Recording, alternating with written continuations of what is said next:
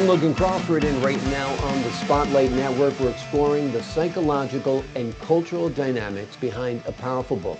It is called The Machismo and Marianismo Tango, a groundbreaking study by Dr. David Sequeira. It is a provocative book that examines two deeply rooted gender ideals in Hispanic culture, machismo and Marianismo, and the trauma they often produce, particularly for women living under these cultural expectations.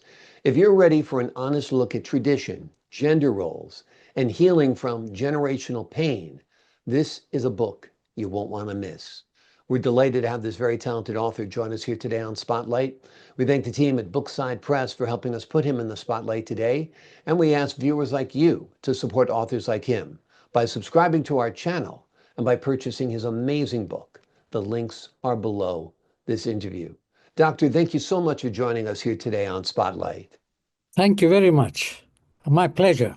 It's a pleasure to have you on the show, sir. Talk to us a little bit about why you decided to explore the topics of machismo and Marianismo. I was a missionary in Brazil, and I noticed that there was a red light district 6 kilometers from the town, and practically every man went there to see the girls. And the wife and the daughters and sons just accepted that as it was normal. It was very strange for me. And when I came to the United States to do my doctorate, there was only one study done about machismo. And so I decided to write my dissertation on machismo and how machismo is related to alcoholism among the Hispanics. But my director was from Puerto Rico, and she didn't like some of the things I wrote and refused to sign my dissertation. I had to write a document, sign a document saying that I will not print my dissertation. And so for 20 years, I didn't do that. And then I added Marianismo. Just like men try to be machistas, women want to imitate the Virgin Mary. And what was her life? Life of sorrow, pain, humble, and they think that they have to be like that. And I tell them, we had one, that is more than enough. We don't need to have more. Exactly. And when I was treating the women, I saw that many of them had suffered physical, emotional, and sexual abuse. And they were all suffering from PTSD and never been diagnosed. So I went to specialize in PTSD just to try to help them. Amazing, amazing. So for people who aren't familiar with the terms, machismo, I think they hear more often, which is basically a very macho attitude, a hyper male attitude, perhaps. Exactly. Marianismo is acting like a Virgin Mary type, a very withdrawn imitating woman. her, that she is a humble, a servant. She's the last person in the family. Basically there sometimes to take care of the aging parents and so forth, right? Yes. Yeah. I had a patient, and she was, I was treating her, and she was Marianista. And I told her, you don't need to be a Marianista, be a normal human being. And I taught her how she can do that. Before I saw her, her husband used to work at night and come home at 1 o'clock in the morning, and he wanted her to be awake to give him a hot dinner. And I said, no, you don't need to do. You prepare the dinner, put it in the microwave, show him how to use the microwave, and you go to sleep. Yeah. He was mad at me because I had changed his wife. Exactly. She was no more Marianista and a slave. Amazing. So these are very ingrained Yes, uh, gender roles in the Latin American society. yes, please. Yeah. I had What? a patient, and I'd asked her to come to my group, Machismo and Marianismo group. And she said to me, Dr. Sequeira, I was born here in the United States. I don't have anything to do with that. And when she came to the group, she recognized that she has all the Marianista characteristics because from the DNA from her parents. A lot of it is inherited, a lot of it is learned culturally, a lot of it is passed on from generation to generation, of course. Why do you think your dissertation was initially blocked from publication? Because the dean of the faculty did not like about what I wrote about Marianismo. Hmm. She said that was not right. She didn't agree with me. Well, that's Although, what academic discussion and free will and free thought and free debate supposed to be all about, to have differing thoughts, differing point of views, right? exactly, Yeah. yes, Amazing, amazing. Talk to us about how these ideals of Machismo and Marianismo contribute to PTSD and psychological trauma, particularly in women. yes. Now, most of those women have suffered physically, emotionally, and sexually. For years, they have been, suffering from that. And because of that abuse, they have suffered trauma. And the trauma causes the PTSD. And none of them have been diagnosed and treated for that. For example, I had a lady who came to me for therapy, and she says, Doctor, I get very angry at my children, two daughters, and then I feel guilty. Can you help me with that? When I took her history, I found out that she had been in three marriages, and all of them had treated her the same thing. She never learned from history, and so history repeated itself three times. And then I treated her for her PTSD, and her two daughters came to thank me that she doesn't get angry at them anymore.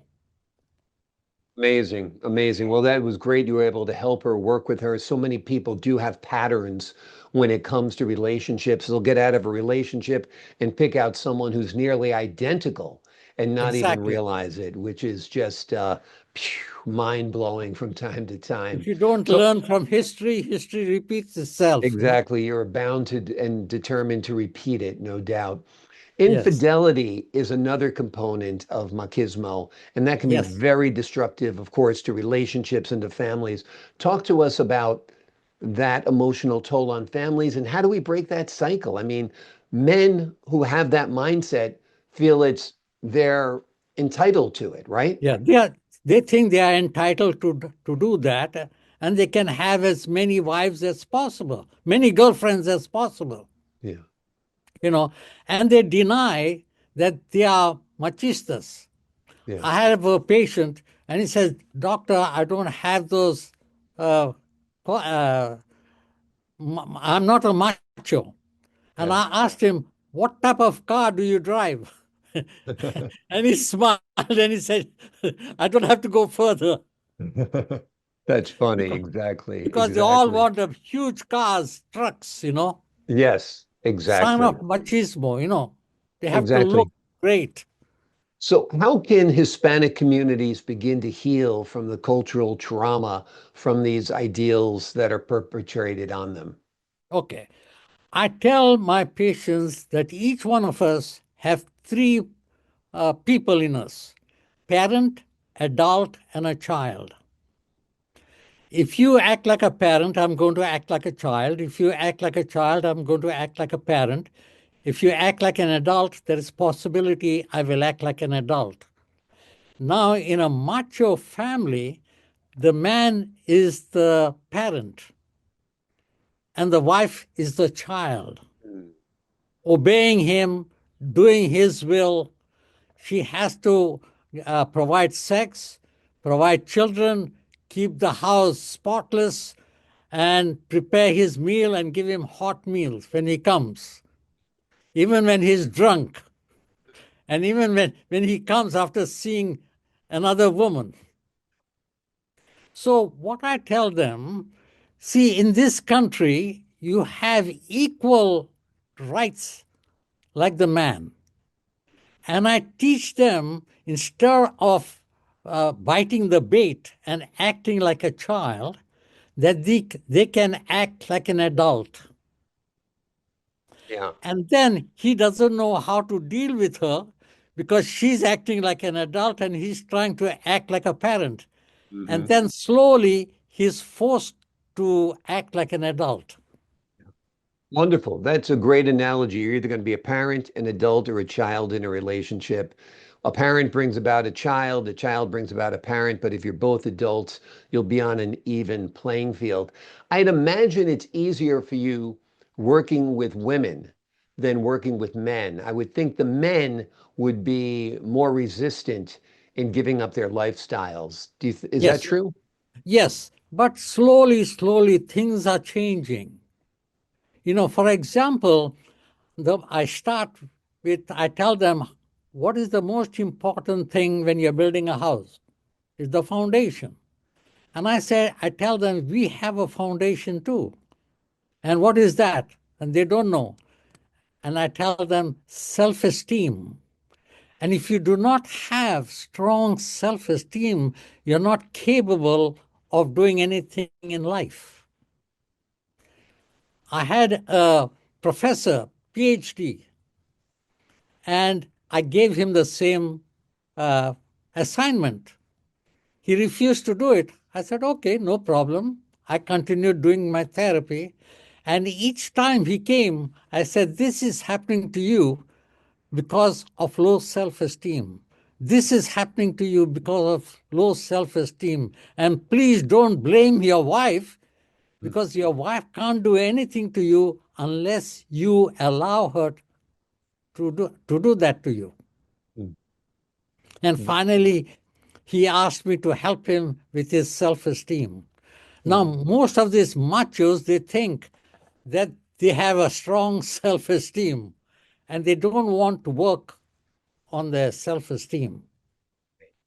The truth is, they have a very fragile self-esteem, so they need Yes, constant approval, constant praise, constant catering to in order to maintain the facade of being this big macho man.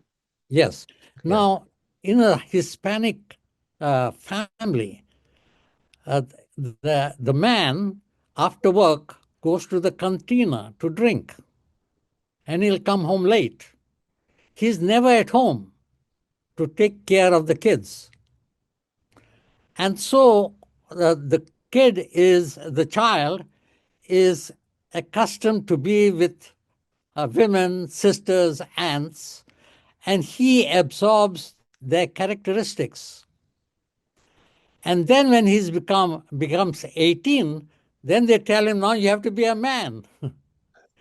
He's very, inside, he's very unstable, and he has to put this facade of being strong. Exactly. Exactly. And then the big cars come, the flashy clothes come, Yes, the obnoxious behaviors at time come as well. Wonderful book, so insightful. It is called The Machismo and Marianismo Tango.